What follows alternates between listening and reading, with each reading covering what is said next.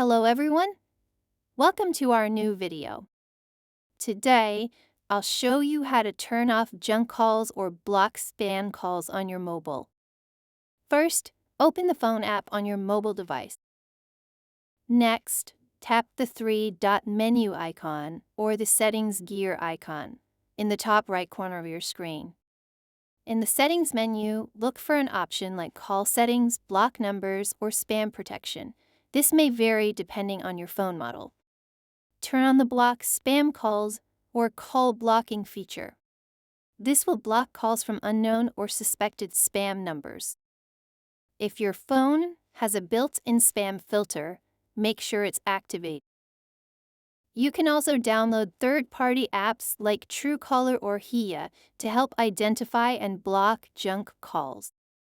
Lastly, you can manually block specific numbers by selecting